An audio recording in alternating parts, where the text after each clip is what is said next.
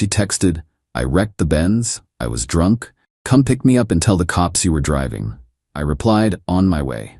Then I texted her father the location, the crash details, and a link to the dashcam footage.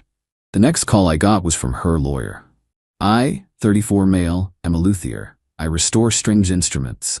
It's quiet, meticulous work. It requires patience and a very steady hand. I guess that's why I was able to put up with my fiancée Bianca, 29, for so long. We were supposed to be married in 4 months. Her father, Arthur, is one of those men who owns half the city and thinks modesty is a brand of boat. He's a lot. Bianca's his perfect image daughter, and I apparently was the stable, artistic, grounded guy who looked good on her arm. Our living situation: I rent a townhouse with a ground floor workshop. It's my dream space. My name is on the lease. Bianca moved in 18 months ago. The car, a brand new Mercedes C-Class coupe. A congratulations on the engagement gift to her from Arthur. But Arthur is cheap where it doesn't show. He found out my auto insurance policy, thanks to my spotless record, was almost 60% cheaper than what he could get for her. "Alex, my boy," he said, "let's put her on your policy. It's just a formality. I'll have my girl send you the check for the premium." Like an idiot, I agreed. The check was always late, if it came at all. Because I was now financially tied to her driving habits, I insisted on one thing: a high-end dashcam, one that uploads to the cloud. Bianca threw a fit. "It's ugly, Alex. It ruins the aesthetic. It's like you don't trust me." "I don't trust other drivers, B. It's for insurance. Non-negotiable." She eventually agreed, pouting the whole time. This all leads to last night, 3:14 a.m. My phone lights up. "Bianca, Alex, I messed up. Bad." My heart jumped. I was half asleep. Before I could type, the follow-up came. "Bianca, I wrecked the Benz. I was drunk. Hit a parked car or something. Nobody saw. I'm on road name about a mile from the house. Come pick me up and tell the cops you were driving. Now. Just say I was upset and you came to get me and you hit the car." I read that text 3 times. Tell the cops you were driving. She wasn't asking for help. She wasn't scared for her safety. She was ordering me to take a DUI, a hit and run, and a felony charge. To sacrifice my entire life, my career, my clean record so she wouldn't have to deal with the consequences of her actions. All the little entitlements, the daddy will handle it moments, the casual way she'd forget her wallet. It all coalesced into this one sociopathic demand. My hands were shaking, but not from fear. It was cold. I looked around my bedroom, at her designer clothes thrown over the chair. Then I thought about my workshop downstairs.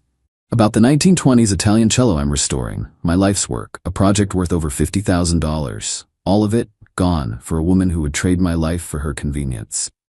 I took a deep breath. My hands became steady. I am a meticulous man, after all. My first action, I replied. "Me, on my way." My second action, I opened the dashcam app on my phone. The 3:14 a.m. alert was already there. Impact detected. I tapped it. The cloud footage began to stream. Her leaving the girls' night bar. The slurred singing, the swerving, the crunch as she sideswiped a brand new Escalade, ripping the mirror off and caving in the door. I watched her pull over, get out, look at the damage on the Benz, and then just drive off. A clear as day hit and run, and she was drunk. It was all there. I downloaded the file directly to my phone. My third action, I composed a new text message to Arthur. "Me, Arthur. Bianca has been in an accident at intersection pin drop. She is intoxicated. She has asked me to commit a felony by claiming I was driving. I have declined. She needs your help. Here's the dashcam footage from the incident." I attached the video file. I hit send. My fourth action, I called my insurance company's 24-hour hotline. "Hello," I said, my voice perfectly level. "I need to report an incident. My fiancée Bianca, who is a listed driver on my policy, has just been in an at-fault hit-and-run accident in the 2023 Mercedes C-Class. License plate number. I am not at the scene.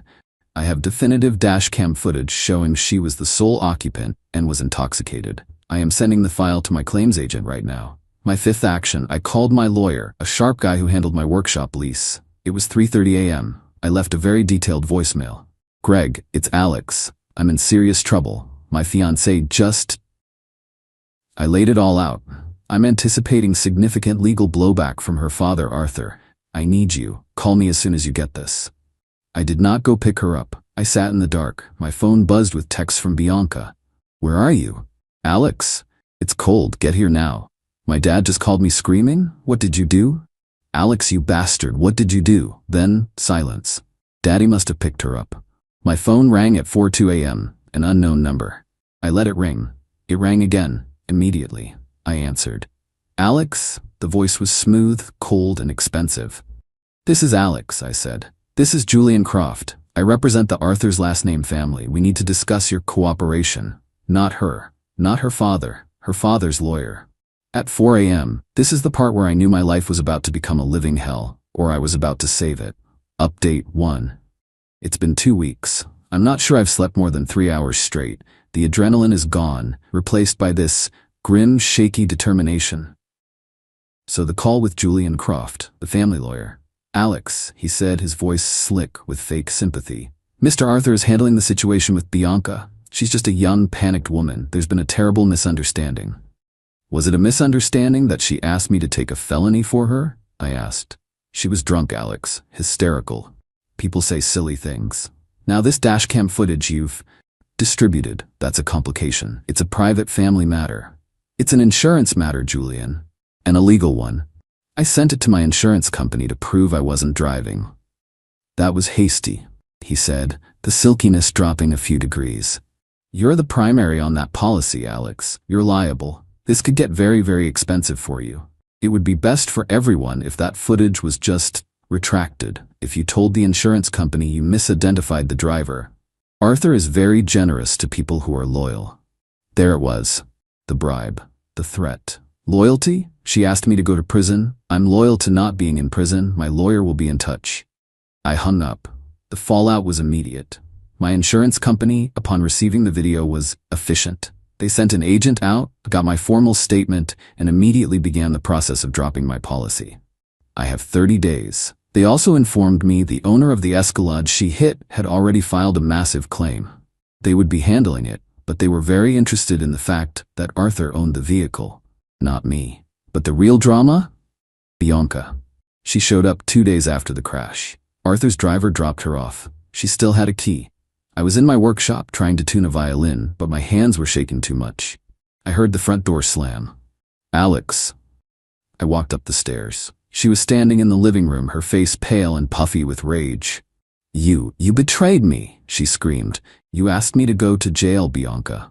It wouldn't have been jail, she shrieked, and this is the part I'll never forget. Daddy would have fixed it. He would have gotten me the best lawyer. You just had to be the supportive fiancé for once. You just had to show up and be a man. I just stared at her. Be a man? By committing a crime for you?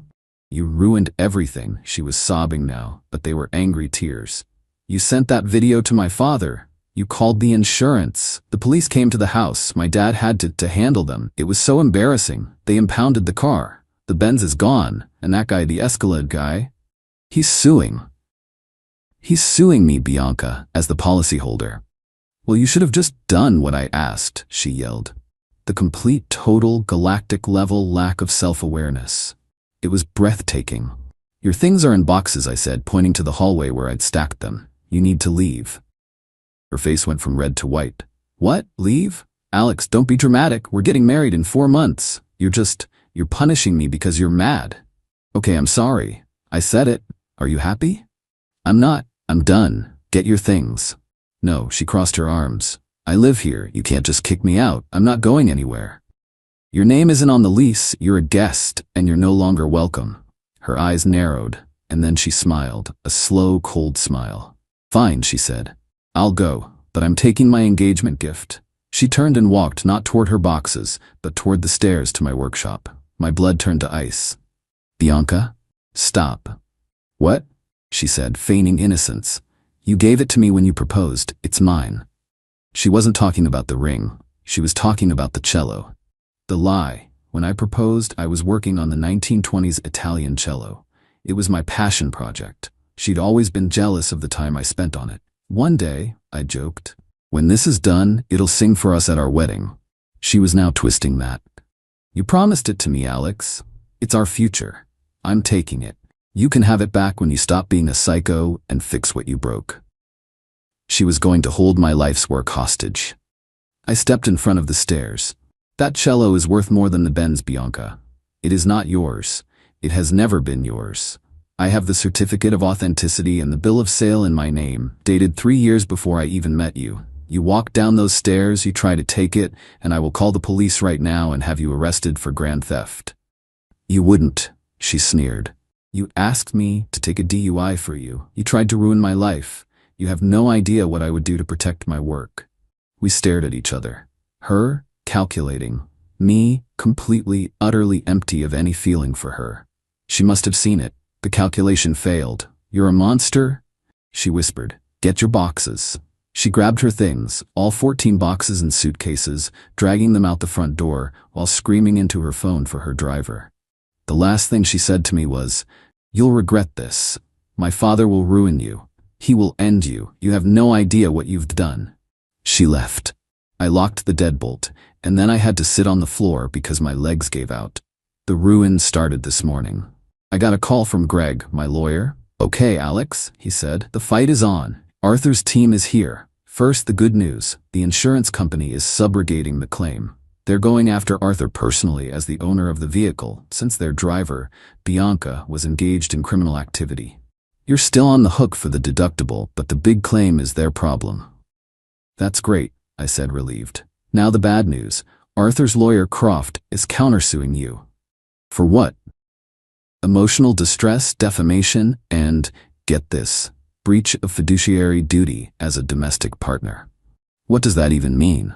"It means they're going to argue that you, as her fiancé, had a duty to protect her, and by sending that dashcam footage to her father and the insurance, you defamed her and caused irreparable harm to her reputation." Her reputation? She did a hit and run." "They're not arguing the facts, Alex. They're arguing your loyalty. They're going to try and bury you in legal fees. They're going to make this so expensive you'll have to declare bankruptcy. This is a war of attrition. Arthur is trying to break you." So, that's where I am. Getting sued by my ex-fiancé's billionaire father for not covering up her felony. I'm scared. This is out of my league. But what else could I have done? Final update. It's been 4 months. 4 months of hell. 4 months of legal bills that made me physically ill. 4 months of sleeping in my workshop because I was too anxious to be upstairs. But it's over. The lawsuit was a nightmare. Arthur's legal team, led by Julian Croft, was exactly as advertised. They buried me in paperwork. They filed motion after motion. They deposed me for 9 hours, trying to paint me as a controlling, abusive partner. "Mr. Alex, last name," Croft said. "Isn't it true you forced Bianca to be on your insurance?" "No, Arthur requested it to save money." "Isn't it true you installed that dash cam not for safety but to monitor her?" "No, it was a condition of her being on my policy." "So you did force her. You created a hostile environment. My client was terrified of you. She was scared to come home that night, wasn't she? Isn't that why she drank? Because she was so afraid of your reaction?" It was insane. They were trying to argue that I was responsible for her DUI. My lawyer Greg was a bulldog. He countered everything. But it was costing me a fortune. Arthur's plan was working. He was bleeding me dry. Meanwhile, the other parts of the plan were in motion. The Escalade owner, his civil suit against me, as the policyholder, was moving forward. The cops. This is where it got interesting. The police, who had let Bianca go that night after her dad handled them, were suddenly under pressure. The Escalade owner's lawyer was good, and he was raising hell about the special treatment the driver received. The local DA, who was not in Arthur's pocket and was facing an election, saw an easy, high-profile win. They formally charged Bianca. DUI, hit and run, reckless endangerment. The video was undeniable. This is when the entitlement, the sheer audacity, hit its peak. I got a call. "Julian Croft. Alex," he said, "no more slickness, just cold anger. This has gone too far. The DA is pressing charges. This is your fault. You could have made this all go away." "I didn't drive drunk, Julian. Listen to me, and listen closely. Arthur is prepared to make a final, generous offer. This all goes away. You go to the DA and the insurance company. You tell them you reviewed the dashcam footage again. You tell them you were mistaken. It was dark, you were tired, you're not sure who was driving. You say the footage is corrupted or unreliable. I couldn't believe it. You want me to commit perjury and obstruction of justice." "I want you to be practical," he hissed.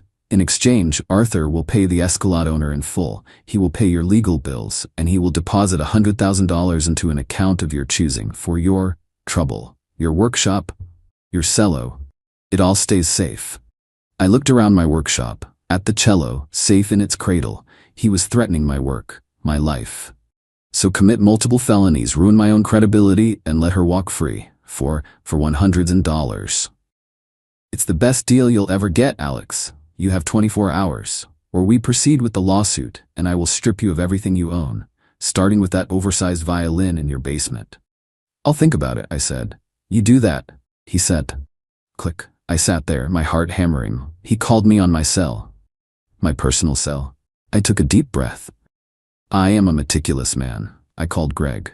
Greg, I said, you're not going to believe this, but I think Mr. Croft just committed a crime.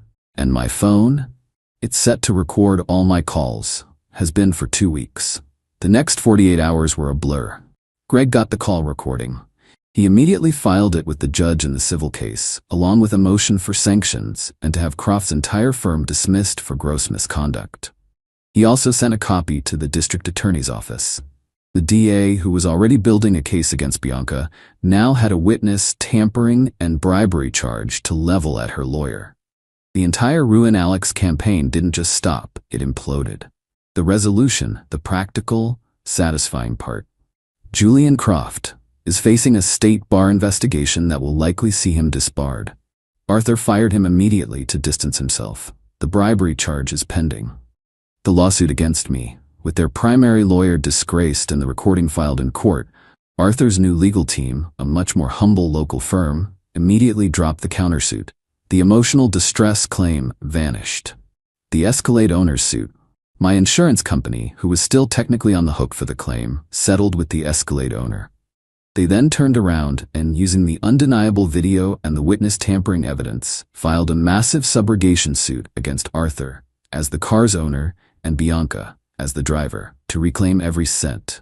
They will win. Bianca's criminal case. This was the finale.